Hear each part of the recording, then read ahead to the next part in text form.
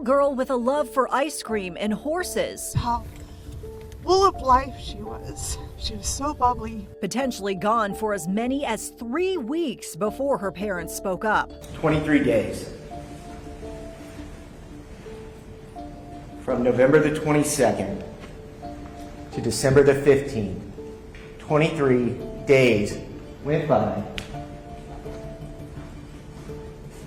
where he didn't know the location of Madalina Cojocari. The investigation scrutinizing a stepfather who left the state around the time of her last public sighting. Her grandmother is claiming that you sold Madalina.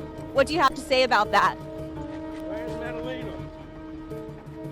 Where's Madalina? I'm trying to figure out why only come forward now once the school has reached out and realized that Madalina is missing. And a mother who became the center of multiple theories. She always said she was fighting demons. I believe that Diana has tucked her away somewhere she's not going to be found. Bottom line is she's a suspect in the disappearance of her own daughter. Galvanizing a town to keep her story alive. I hope that, she's run away or something and comes back. Our goal is to find Madalina, and we're not going to stop until we do. This is The Search for Madalina. For years, the mystery of Madalina Cojocari has tormented many in Cornelius, North Carolina and beyond, folks hungry for answers. And since her case opened, the town has seen the girl's mother and stepfather go to trial, not on any charges directly related to her disappearance, but rather for failing to report her missing. And the latest indications are her mother, who is considered a suspect, is likely no longer in the country. We thank you for joining us. I'm Vanessa Rufus, and you are watching our in-depth look at the search for Madalina. And during this special coverage, we are going to take a look at interviews, police documents, court testimony to try to piece together all that we know about this years-long case. So we start the story where the questions began and a bus ride now seen all across the Carolinas and beyond.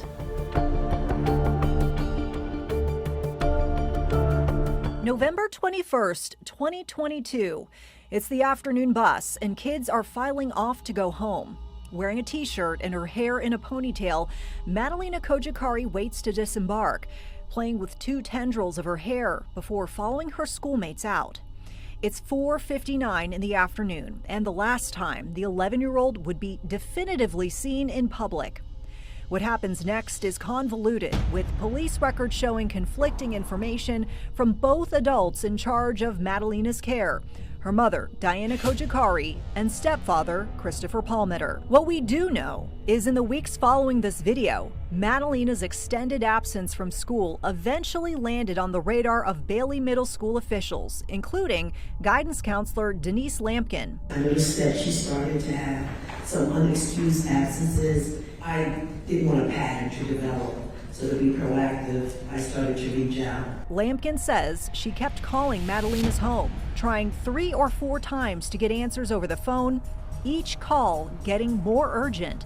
That's when she says she decided to drop off a truancy packet at the Cojocari Palmeter house. I had become very concerned because I wasn't getting a call back and no indication as to whether she was sick or she had been taken to the doctor, if she's okay. I needed to hear from someone, and I heard nothing from either parent. And so I wanted to follow procedure and make the home visit. That home visit came 3 weeks after what would become Benchmark school bus video. Benchmark, as it was concrete proof of Madalina's last sighting amid Diana Cojocari's changing story about the last time she saw her daughter. Days after the counselor's December home visit, Diana would come to the school to meet with Lampkin, but she came without Madalina, who she had promised to bring. The mother finally stated that her daughter was missing. The situation is now a police matter. A school resource officer gets involved, and Diana, pressed about the last time she saw her daughter, waffles on her dates. First saying it was midday on November 22nd, the day after the school bus video. Then she says it was the night of November 23rd.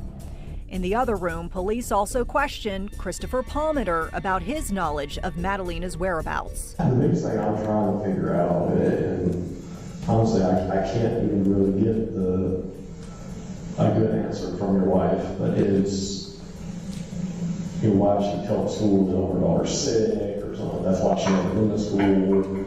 I'm trying to figure out why only come forward now once the school has reached out and realized that Madalina's missing, and it's not making a lot of sense. You know what I'm saying? I can't understand. I mean, I have a 1-year-old son at home, and I can't even fathom if he's out on site for a minute, me not being concerned or trying to figure out where he's at. Quite honestly, when she asked me to come to school, I thought they wanted to talk with us about, how we get Madeline back into school. How this process works. Right. Dr. Lisa Long, a forensic psychologist not involved in this case, says investigators are keen to pick up on parent reactions in a situation like this. Is the parent showing concern? Is the parent showing remorse? Those are things that would all be considered. A person's emotional reaction. You also have to think that there is a wide range of acceptable and expected normal reactions, because naturally this isn't a normal situation for any parent to be in. As they question the pair, investigators start to get wind of turbulence in the Cojocari Palmetto home. Cojocari tells police one of the last times she saw Madalina was the same night she says she fought with her husband.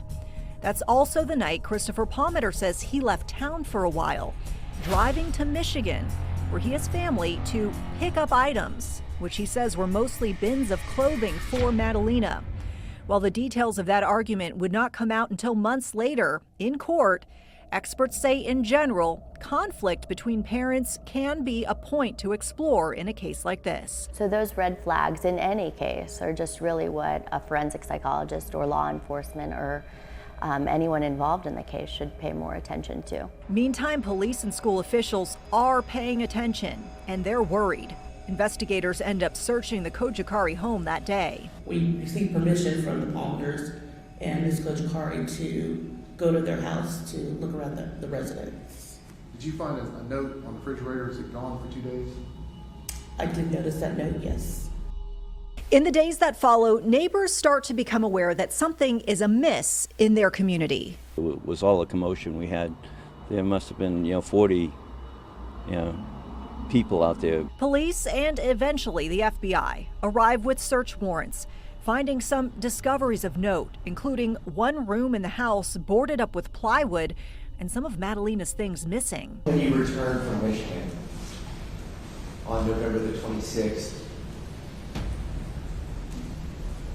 you would agree that things were not normal when you returned, right? Yes. Police also learned neighbors noticed lots of burning in the family's backyard several days after Madalina's last sighting, shining a light on what Palmetto ended up describing as escalating behaviors from his wife. It seemed to be excessive.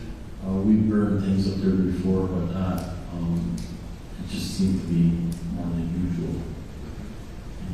There were things in there that wouldn't work. There was also apparent turmoil in their marriage. Almost like I wasn't part of the family. We were separate people living in the same house.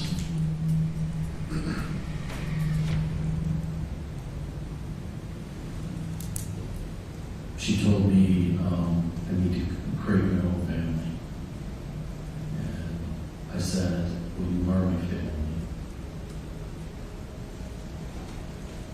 And she said, you need to create a family with somebody else. Nearly 1 month after that video was taken of Madalina on the school bus, police arrest Diana Cojocari and Christopher Palmetto. But it's not on any charges that would indicate police thought her parents had a direct hand in making Madalina vanish.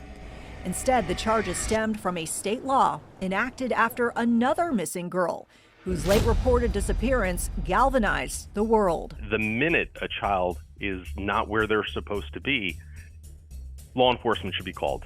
We're back with more after this.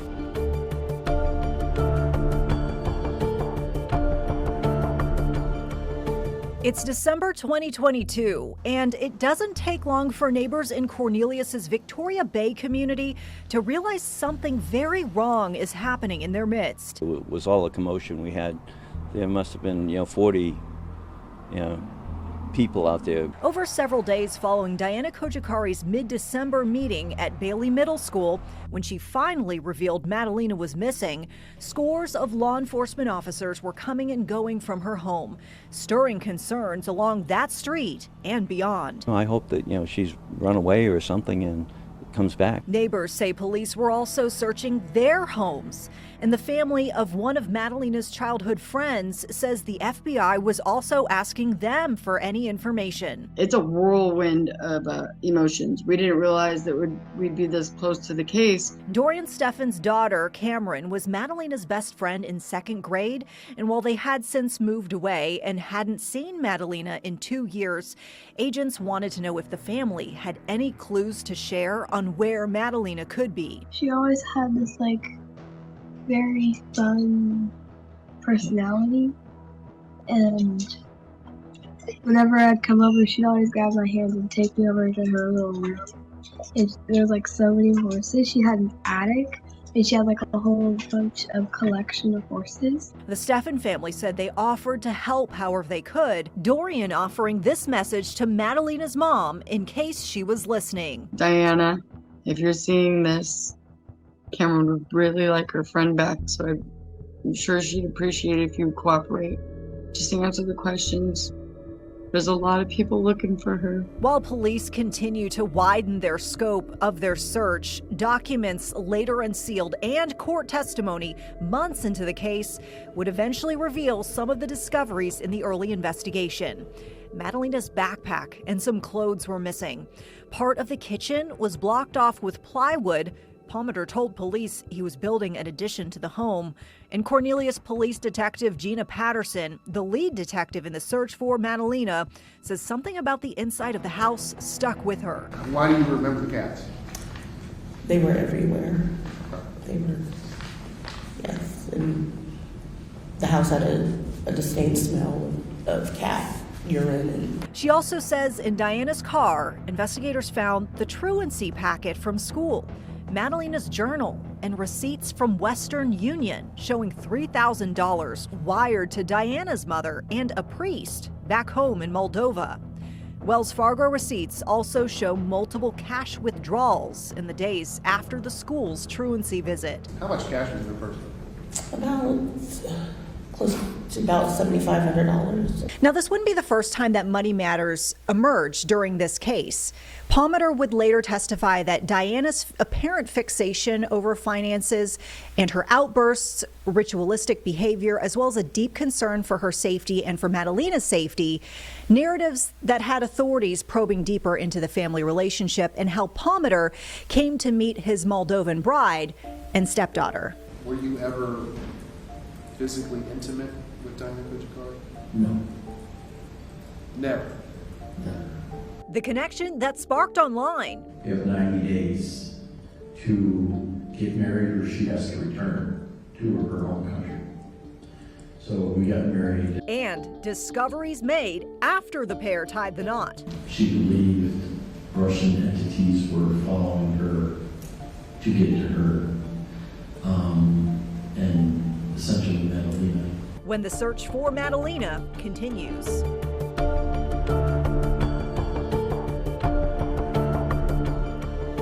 According to his own testimony, Christopher Palmer was in his mid-40s when he first met Diana Cojocari. It was 2008, and the Lansing, Michigan native found himself on a website called Global Ladies, a platform that advertises video and chat opportunities with foreign women. First, we shared our regular emails so we could communicate back and forth. And we met in Chisinau, Moldova. Diana Cojocari's bio showed she was in her late 20s. She advertised herself as a teacher who could understand English without an interpreter. And during that first visit to Moldova, Palmer described her as the perfect guide to arts and culture. We agreed that we wanted to see each other more. So I had planned a second trip, and through our letters, things were progressing nicely. So I planned that trip, and I took a promise ring with me, not to propose, but just to basically say, you know, there's potential. Palmater says it was after that things went silent. I figured she just moved on or something like that. And later, I tried to reach out multiple times. I think she finally did reach out, responded back to me and told me that she had gotten pregnant with a local man, and he didn't want anything to do with her, so she contacted me just to say, I'm still out here, I don't know if you're still interested or not, but, and then she, with pictures, introduced me to pictures of her and Madalina together. Madalina was 1 or 2 years old. Eventually, the two made plans for Cojocari and her young daughter, Madalina, to come to the U.S. Palmater says they ended up making that move in December 2015, around the time Madalina was 4. Christopher Palmater and Diana Cojocari wed 1 month later. To get her over here with a K-1 visa, you have 90 days to get married, or she has to return to her home country. So we got married. It was around that time, getting the marriage license, that Palmater says he discovered Diana had lied. While her Global Ladies profile said she was born in 1979, she was actually born in 1985, meaning she was in her early 20s when the two first connected. Palmater says he overlooked that deception, as well as other behaviors his new bride was showing early on. Quirks, which he chalked up to her self-described spiritualism. We were actually at a little cafe, and she told me that she had a message from, I guess she speaks with angels. The design draftsman for General Dynamics says at the start, he and Diana slept in the same room, but the relationship was never romantic, seeing maybe a peck on the cheek at the most. Were you ever physically intimate with Diana Cojocari? No. Never? No. So from the time you got married, you needed to make something.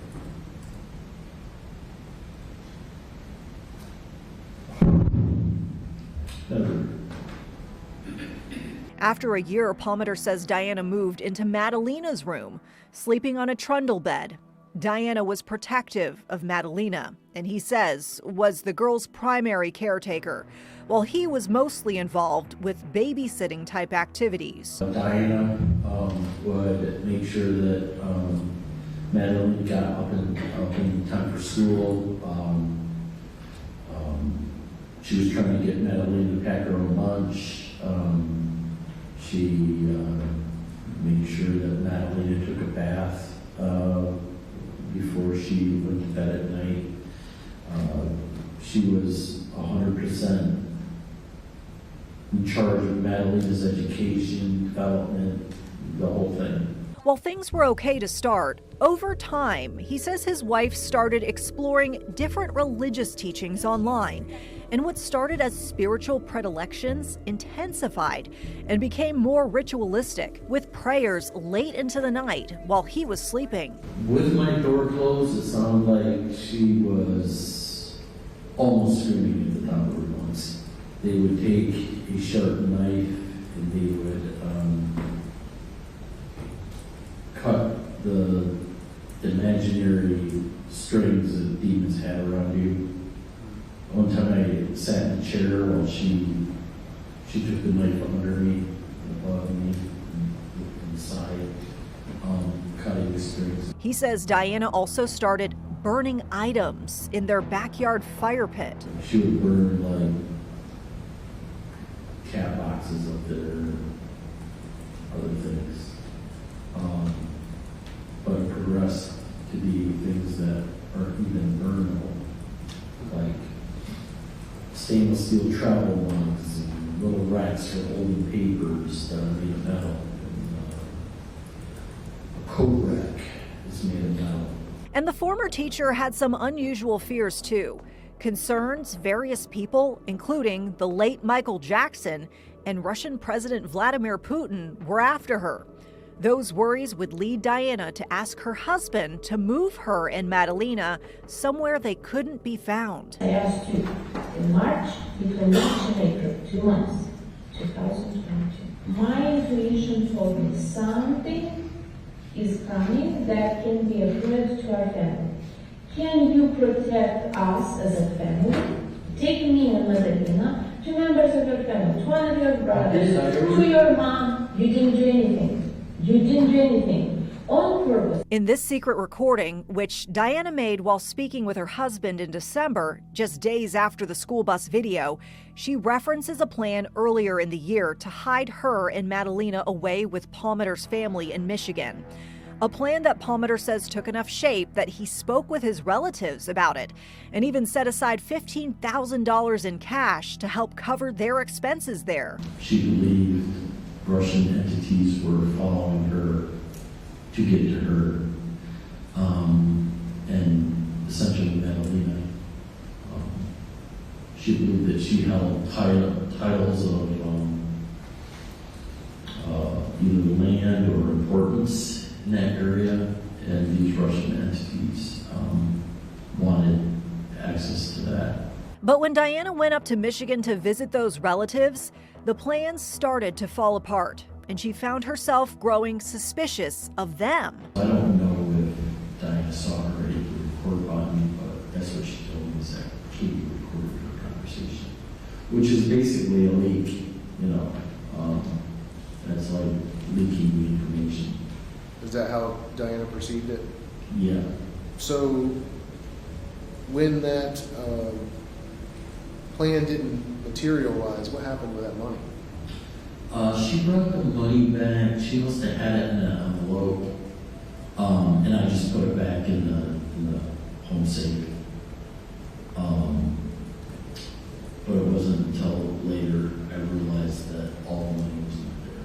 Now, the failed hideaway plans would become a source of tension between Madalina Cojocari and Christopher Palmetter, and Palmetter would testify about how that would fester over the summer, essentially eating away at his wife's trust in him.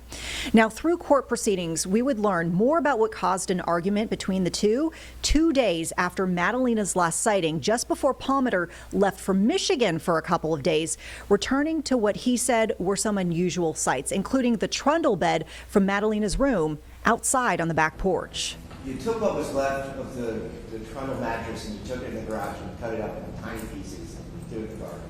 Remember that? You didn't grade some form of a family photo on some wooden object, correct? Yeah. That was burned, right? Yes, some of those were burned, not by me. Ahead on the search for Madalina, the arrest of a mother and stepfather, stoking community concerns. We got to love one another. Pray for the world.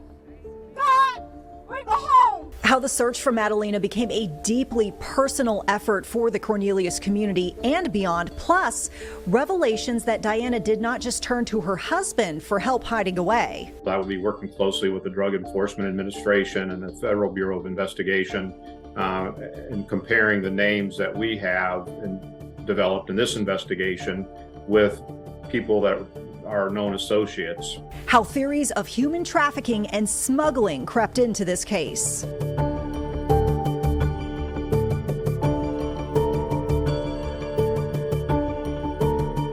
When police took Madalina Cojocari and Christopher Palmetter into custody on December 17, 2022, the charges were failing to report Madalina missing, a lack of action made illegal in the wake of another infamous missing girl case. New pictures have surfaced that add yet another twist to the search for a missing Florida toddler. In 2008, the nation turned its eyes to Orlando, Florida. A 2-year-old girl named Kaylee Anthony was missing. It wasn't her mother, Casey Anthony, who reported her missing, it was her grandmother, Cindy, and the report came a month after the girl's actual disappearance. Kaylee's skeletal remains were found months later near the Anthony family home, and the world grew captivated by her mother's murder trial and controversial acquittal. As to the charge of first-degree murder, not guilty. The case made such an impact on the public that in 2013, North Carolina lawmakers adopted legislation called Kaylee's Law, requiring parents to alert authorities when they don't know where their child is or if they haven't had contact with them in 24 hours. Failing to do so would be a low-grade felony. Advocates for missing children say laws like this can make a difference because in the early stages of a case, every moment counts. The minute a child is not where they're supposed to be, law enforcement should be called. At the time of Madalina's disappearance, Kaylee's Law had only been used around a dozen times in North Carolina, and there was only one other case in Mecklenburg County, which was eventually dismissed. But it was under Kaylee's Law that police said they had grounds to arrest Madalina's mother and stepfather. You start with some breaking news. The mother and step-parent of a missing 11-year-old girl from Cornelius are now in police custody. And as news of the girl's disappearance and curious explanations by her parents moved through the community itself was moved. We got to love one another. Pray for the world. God, bring her home. Neighbors organized vigils, praying for Madalina's safe return. Just the outpouring of love and prayers that everybody wants to be a part of this has really touched us even more. And hopefully that'll help get the parents to open up. And even rallying within online groups to try to crack the mystery themselves. There is a whole community that cares about her, that wants to see her safe. A child doesn't go missing for days and her mother not know. By mid-April, police and neighbors were marking Madalina's first birthday away from home. Today's birthday is not much of a celebration, but more of an honoring and a call to persevere in the search, a call to remember that Madalina is still out there, a call to hold on to hope. Wherever she was, she would be turning 12. We wanted just to come out and show Madalina that she's not forgotten. That, it may be her birthday, but we will not forget that she's not here with us right now. Cornelius police took this occasion and many others that followed to get Madalina's face and story out to the public. Madalina is an energetic, vibrant 12-year-old girl who loves the outdoors, who loves animals, and specifically loves horses. A child in our community is missing, and we need your help to find her. Eventually, detectives would dig up new revelations. Whether those would lead to a break in the case or stir more questions was yet to be seen. Law enforcement consultant Roy Taylor. In police work, all you can do is, sift through every piece of evidence, and hopefully it leads you to something that leads you to something else, and so you can conclude what happened to the child. In the summer of 2023, unsealed search warrants showed authorities had become aware Madalina Cojocari was active in the days following that last sighting of her daughter on the school bus. A text message Madalina Cojocari sent on December 2nd indicated she was with Madalina. December 3rd, Diana was spotted at a service station in Hickory, North Carolina, getting an oil change. The attendant told police there were children's toys in the car, but they did not see a child around. December 4th, Diana traveled towards the North Carolina mountains, claiming to be searching for Madalina. And on December 16th, Sugar Mountain Police provided surveillance photos of a man and a young girl. The man's images were physically consistent with the appearance Diana's only blood relative known to live in the U.S. The young girl appeared to be Madalina. I think that's the biggest thing, and I would certainly be interviewing that person, looking for other camera video of who he was with that day. The search warrants also showed Diana was fearful of her husband and had asked distant relatives to help smuggle her and Madalina away. And one of those relatives had phone records linking him to people involved in ongoing narcotics investigations.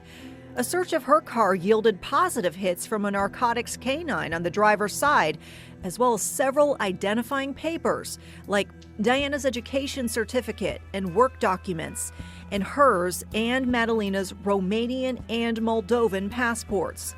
The whiff of the potential for human trafficking stoked concerns in the community and shone a spotlight on a very real problem. Unfortunately, it happens more than we care to recognize. The U.S. State Department says 41% of human trafficking cases are facilitated by family members, an action known as familial trafficking. As a mother, if I think something's happening to my child, you can almost like throw caution to the wind, those things that could happen. Hannah Arrowwood with Charlotte Area Trafficking Support Group, Present Age Ministries, does not have direct knowledge of Madalina's case, but spoke on the damage trafficking in general can do. Mom thinks they're just trying to get out of the situation that could potentially, whether it's a domestic violence situation or a volatile situation, that there are unknowns that they don't know how to prepare for that could end up being worse. While the question, where is Madalina Cojocari, was leading down a dark path,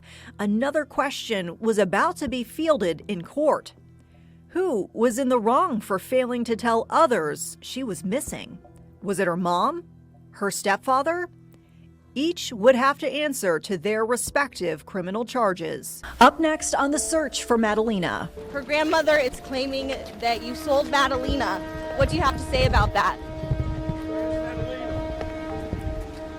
Where's Madalina? Christopher Palmer and Diana Cojocari each face a judge. The idea that he could have been this home for 3 weeks and not know that she was missing is laughable. Accused of failing in their duty to tell others a child in their care was gone. Meantime, we have a lot of tools at our disposal, and social media is the primary tool we can use. A Facebook post stirs hope. Was Madalina spotted at a gas station states away?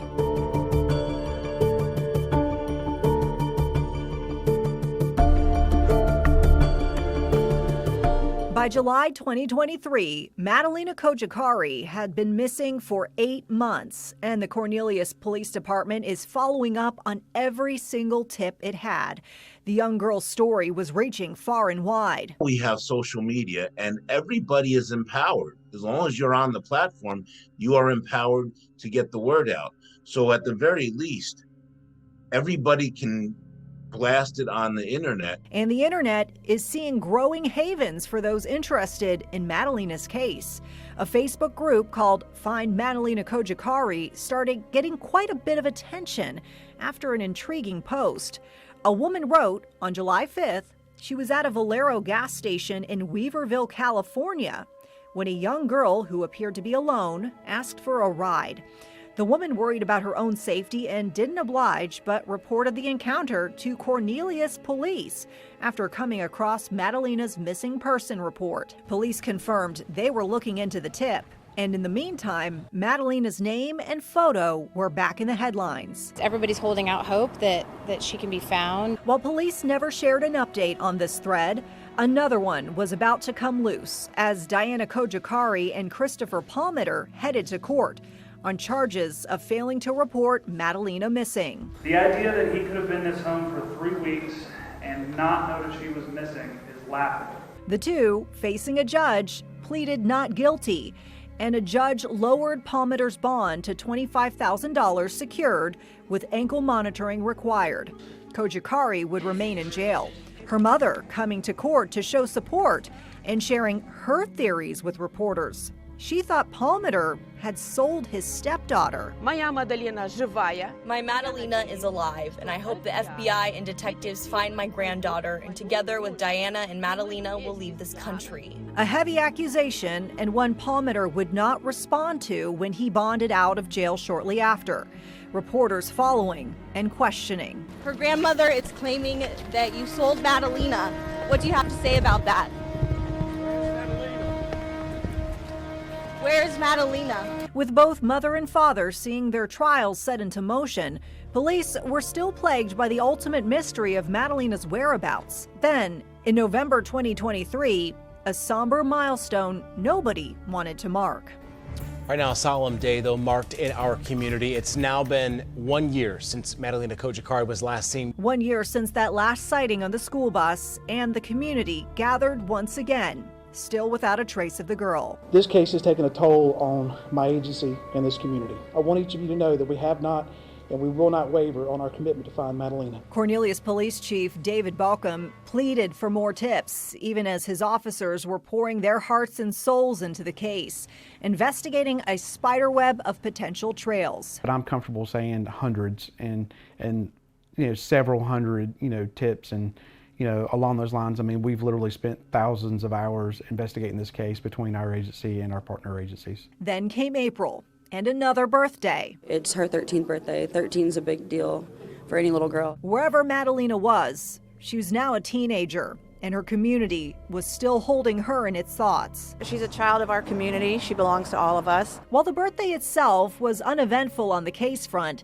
in just a few weeks, there would be a big twist. A major breaking news story in the case we've been following for years. Within the last hour, we've learned Madalina Cojocari has entered a guilty plea for failing to report her daughter, Madalina Cojocari's disappearance. In a reversal of her original plea, Diana would finally admit guilt. She failed to notify authorities her daughter was missing. With that plea, however, she had served the maximum punishment for her crime.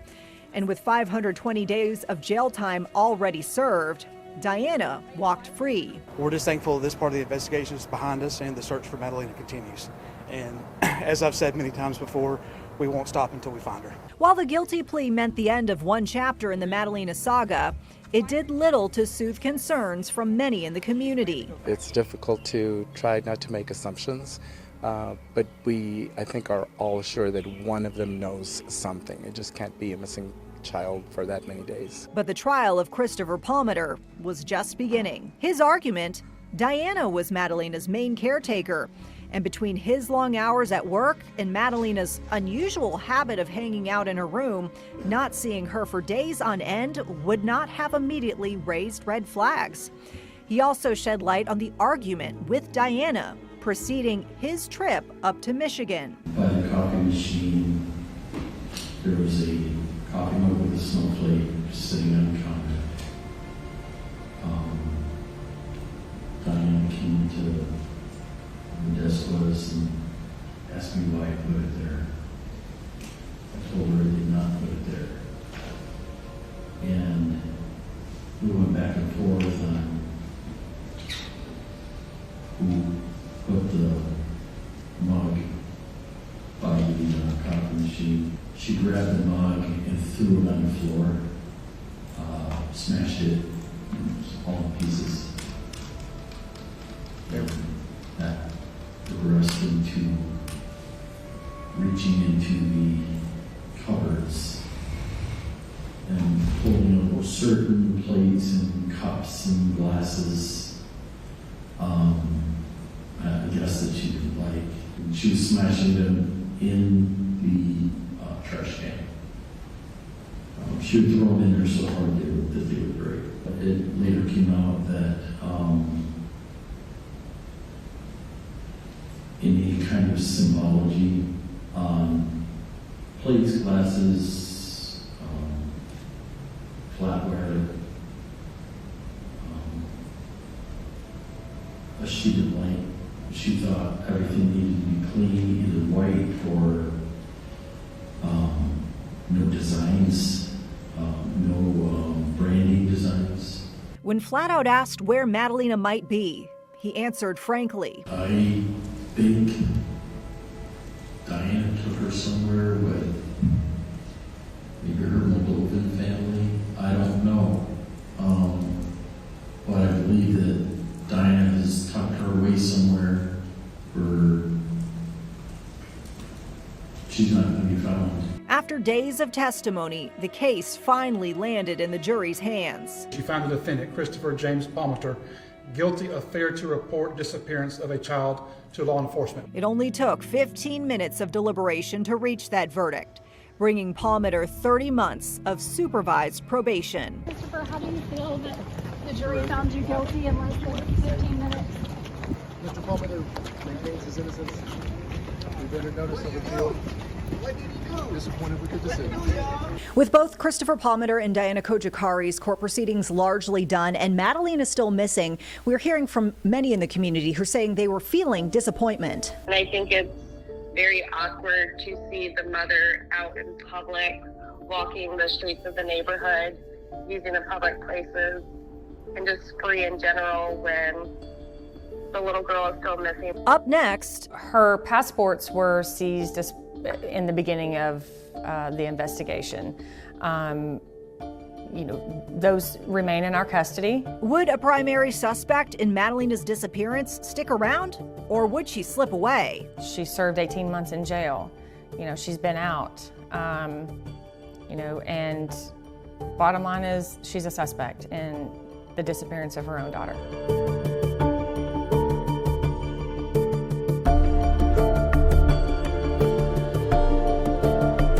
Following a guilty plea and a guilty verdict for a violation of Cayley's Law, many in the Cornelius community say the apparent crescendo of the Madalina Cojocari saga left a feeling of bitterness, as there was still no sign of the now 13-year-old, and in their eyes, no sign of justice. And I think it's very awkward to see the mother out in public, walking the streets of the neighborhood, using the public places, and just free in general when the little girl is still missing. And now there were concerns a main suspect in the girl's disappearance might not stick around town. Her passports were seized in the beginning of the investigation.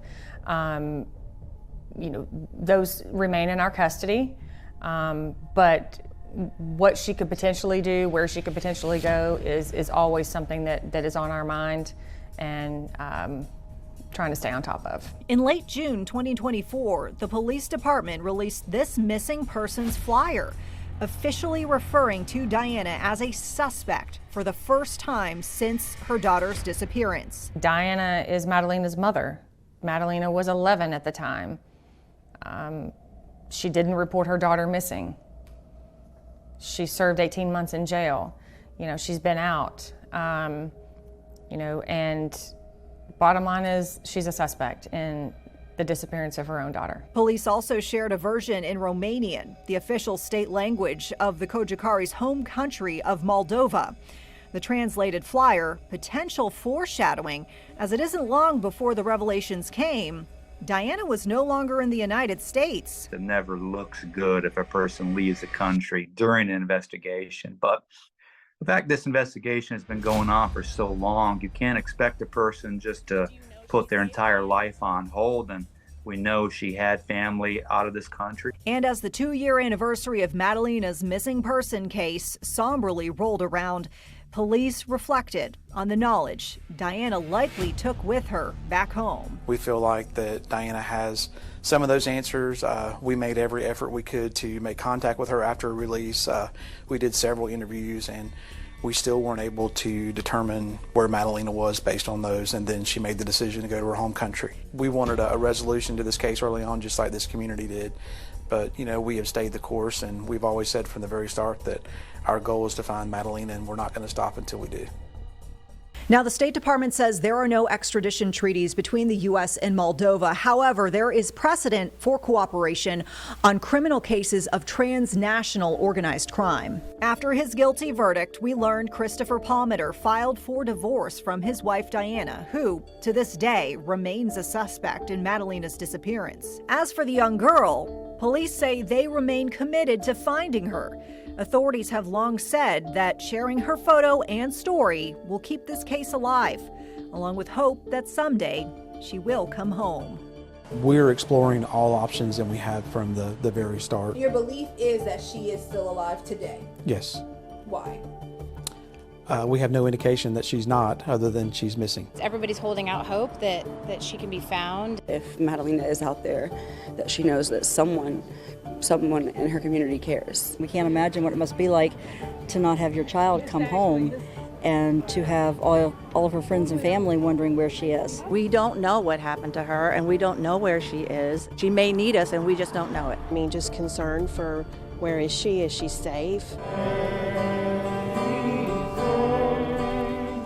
It's very concerning that something like this could happen, that it was so close to us. It's disturbing. It's a disturbing reality that something like that could transpire in our neighborhood. We're all praying and holding out hope.